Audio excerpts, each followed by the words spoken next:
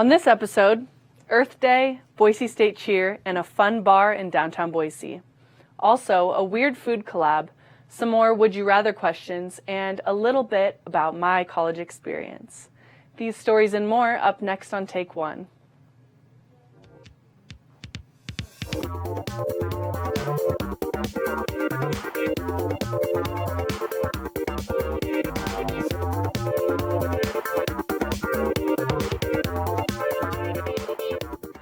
Welcome to Take One. I'm Emma Richardson. Do you care about the big planet that we live on? If so, you may be aware that tomorrow, April 22nd, is Earth Day. Earth Day is a holiday that has taken place since 1970. At the time, there was no EPA, no Clean Air Act, and no Clean Water Act. This day was created as a way to draw awareness to these problems and implement change. Since then, Earth Day has become a popular holiday celebrated yearly. It encourages people to get outside and enjoy the world that we live in, as well as find more ways to be earth-friendly. So, tomorrow when you're thinking about driving to work, maybe try walking or riding your bike instead. Now, over to you, Lexi. Thanks, Emma. California is looking into building colossal carbon vacuums as a method to clean the carbon emissions in Earth's atmosphere. Carbon vacuums aren't a new concept in the field of environmental solutions. However, they were seen as a last resort in their light of sobering price tag. They look like huge towering walls containing a grid of circular vacuums, like massive chrome barnacles, each vacuum a little larger than most trucks, as if God had a sprawling metallic udder. The proposal is to suck emissions down to an underground storage facility, where they would be compressed into a liquid state and buried throughout California, or reused for industrial materials. Emma, I turned 21 recently. Since you're from here, do you have any suggestions for a good place to get a drink or even just to get a bite to eat? Actually, I do have a really good place in mind, Lexi. Melina Ramirez tells us more about a new local business you can support here in downtown Boise. Have you been searching for a fun new bar, a place to catch the next big game with friends, or even a new restaurant to try out in Boise? I'm Melina, and this is what to know about Union Block Bar and Eatery. Located on 8th and Idaho Street, where Old Chicago used to be, Union Block was remodeled into a new, fresh spot in downtown Boise. With a full bar and 12 roaring beer taps, over 15 HD flat-screen TVs, and tons of food options, this is the place to be. Their LED lights and funky decorations draw in customers after a simple glance through their window. And unlike any other place in Boise, almost everything on their menu can be modified into a vegan version. Yes, even the chicken sandwich. So the next time you're looking for an exciting new place to throw a few back, or just to get a bite, check out Union Block. I'm Melina, and this is what to know about Union Block. I actually went there last week and I tried their vegan buffalo cauliflower wings to die for. Now over to you, Jenna. Thanks, Emma. Boise State cheer team is headed to Orlando, Florida to compete in the 2021 UCA National Cheer Competition. There, they will compete in the D1A category as well as co-ed game day. The game day routine is what you see the Spirit Squad members doing on the sidelines of football, basketball, and volleyball games to help cheer on the Broncos. At UCA Nationals in 2020, the team placed 7th in the game day division.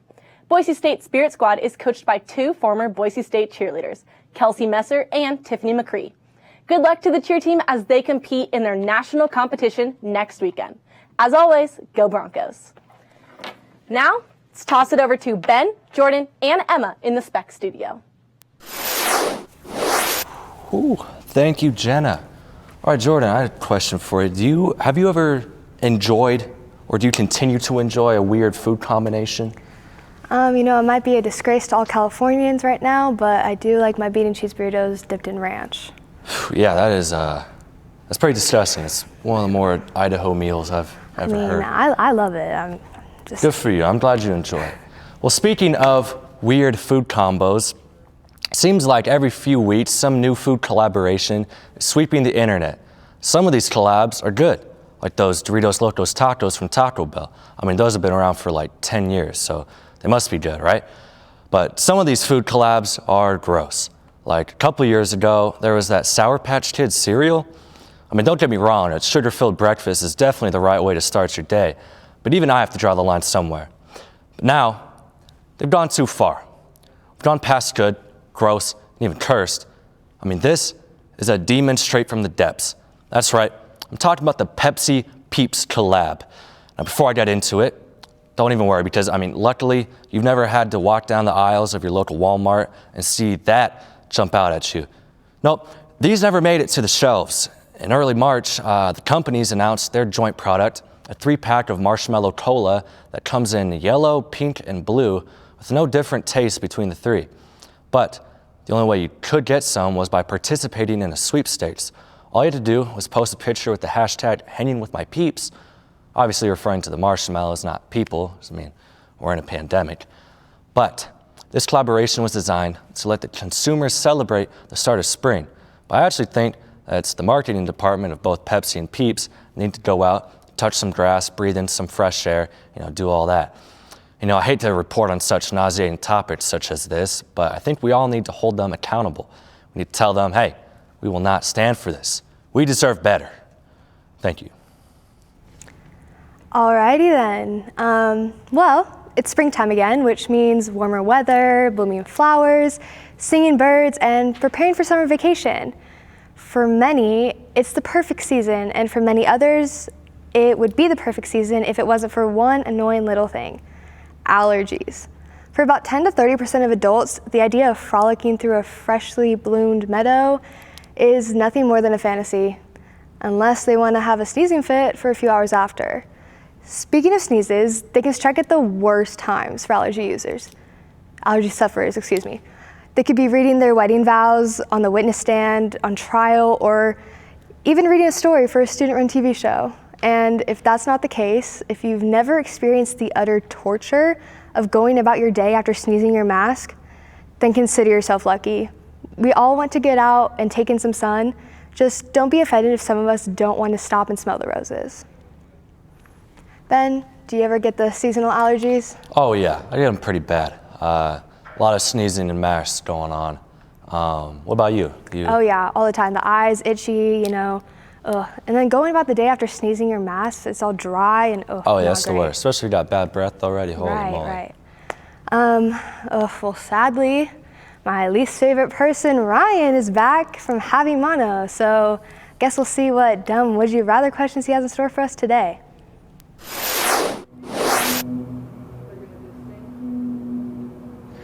Thanks, Jordan. Ladies and gentlemen, this is the final episode of the semester of Would You Rather. And I do not have mono anymore, thank goodness, so we are back and at it. And I have no one to ask Would You Rather questions to, so guess I'm going to have to improv. Oh, wait, we have our producer, Emma Adams. How you doing? I'm doing good, Ryan. Glad to hear. So I got a couple questions for you. Are you ready? I think so. All right. So picture this. You're playing a sport, any sport. Would you rather never play, or would you rather play but always lose every time you played? You know what? I think I honestly would rather play but always lose. Just because, it's all about having fun. Is losing fun? You got me there. No. Next question. So, would you rather fight Mike Tyson, or would you rather talk like Mike Tyson? You know what? I think I could take Mike Tyson. In a fight? Yeah. I think so. In like a boxing fight, you and Mike Tyson, one-on-one. Ryan, I've been taking kickboxing classes, so honestly, I could probably take him down. Yeah, you know what? Mike Tyson's like also in his 50s, so, he's kind of out of his prime. So, okay, you do have a legit shot. That is my bad. That is my bad. I'm sorry to underestimate you like that. So, unfortunately, guys, that is all we have for Would You Rather this semester. Hope to catch you maybe next fall. Hope to see you then. Ben and Jordan, back to you in the studio. Right. Well, contrary to what the haters say, I actually think the Would You Rather segment is pretty dope. Pretty sick. I do like the idea. It's just, if Ryan wasn't doing it, it would be perfect. That's fair. That's fair. We could use a better host.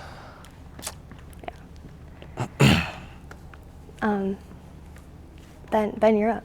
What? I told the producers I need time to get into character. What's going on, man? I'm not a one... Hold on, okay. Good Lord. So let's have a costume change. How's it hanging, Boise State? Woot woot. Spring break is over now. You upset? I'm not. I actually don't like spring break, especially this year. I mean, I was just getting used to staying inside forever, really.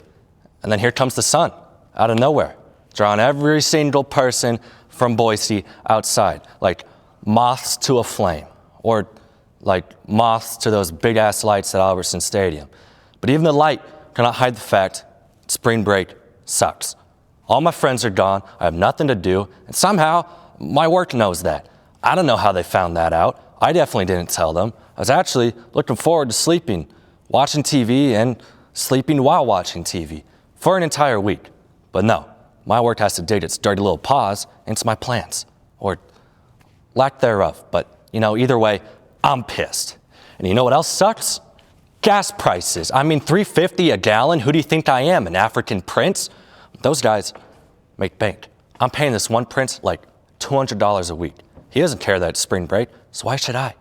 It's just another dumb week. That's how I feel. Cry about it. Whew. Man, it feels good to yell again. It's a lot healthier than breaking my dishes.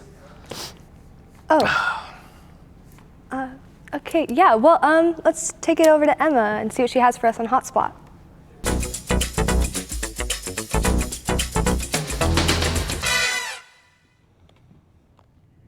Here I am on my pedestal.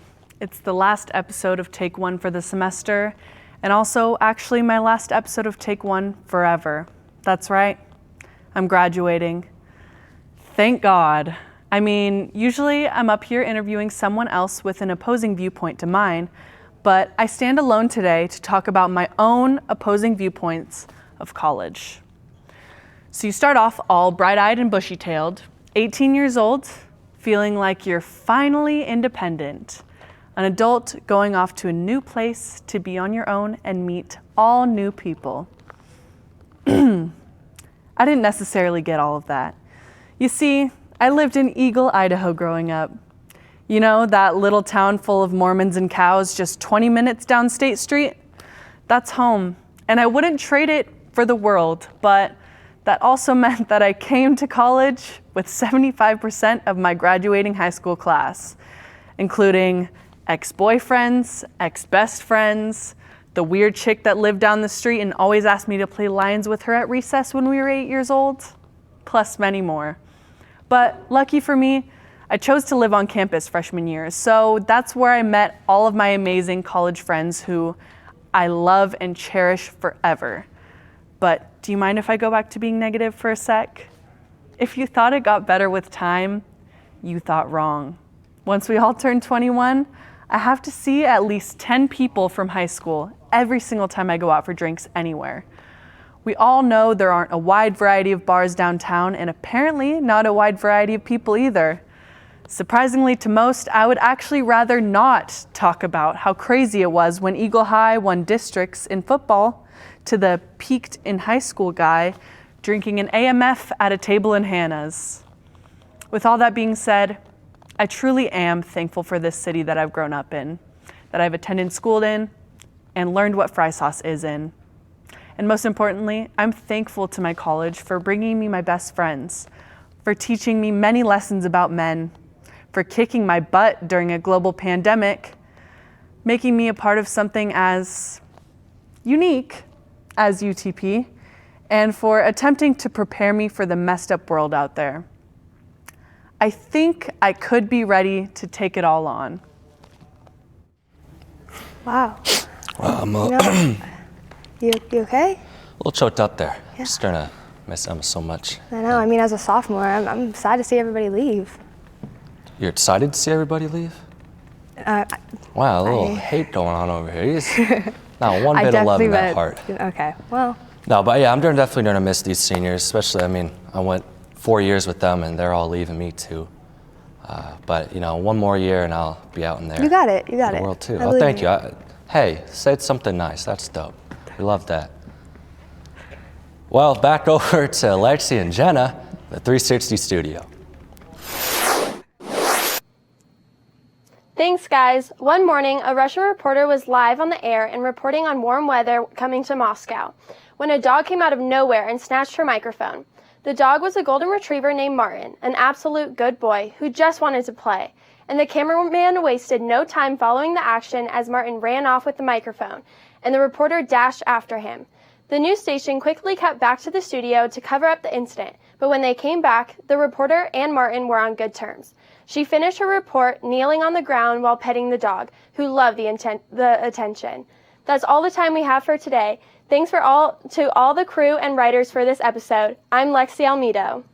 And I'm Jenna Vitamonte. And I'm Jordan Puckett. I'm Ben Luca. And I'm Emma Richardson, and we'll see you next time on Take One.